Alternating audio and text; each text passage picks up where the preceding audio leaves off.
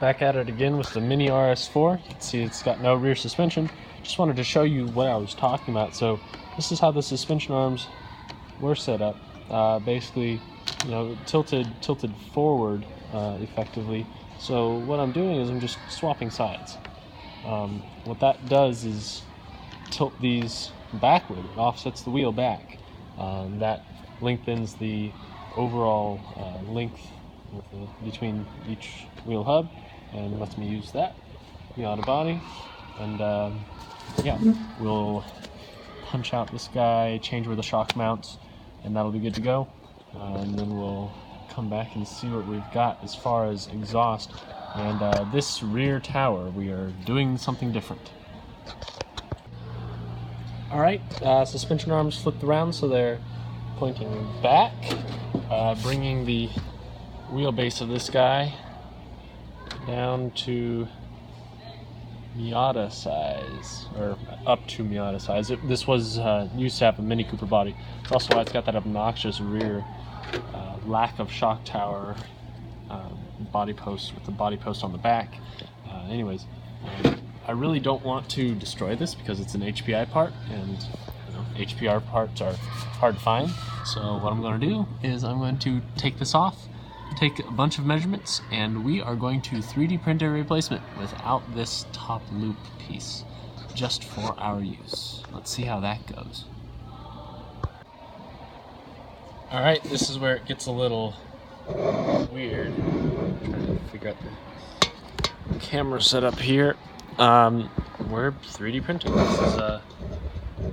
This program I'm using is called SketchUp. It's free, and we are going to attempt to 3D print this guy right here.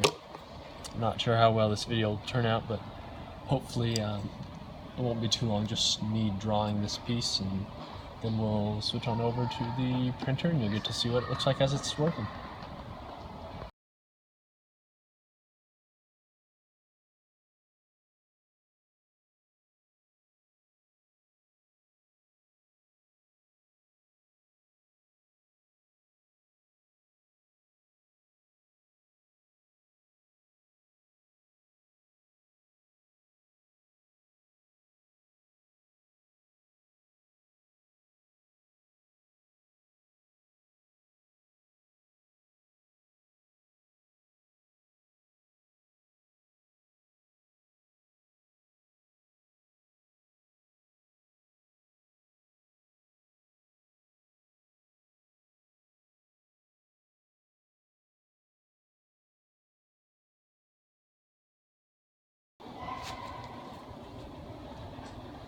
Alright, here we are. That's the original rear shock tower with that obnoxious huge hole for the muffler. And well, here is my 3D printed version, which is basically just the lower half of the shock tower with the appropriate holes in the right spots.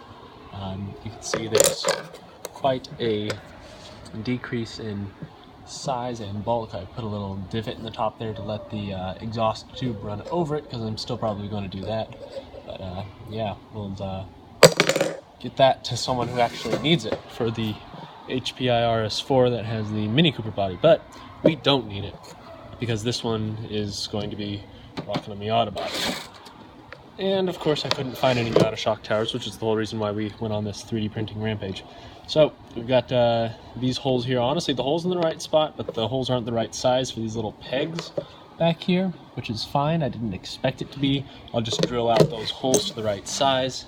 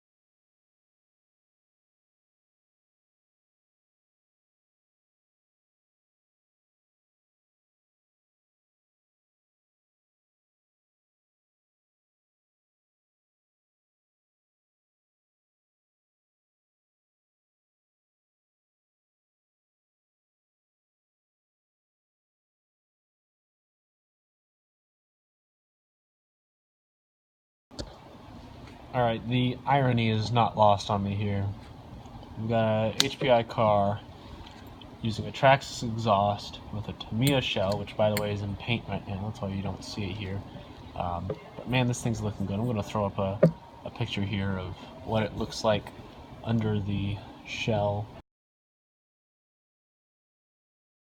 while it's clear.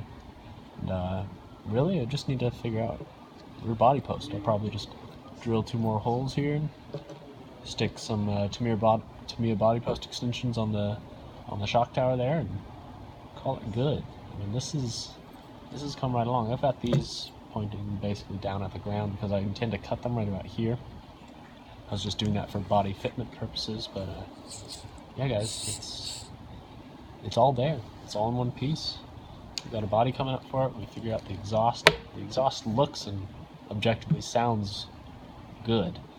A lot of carbon fiber on this. Basically been one whole day of me checking and tweaking and resetting and messing around with it in general, and it's in great shape. So that's it. That's all I got for today. Come back when I've got it running. I'm going to keep breaking this engine in.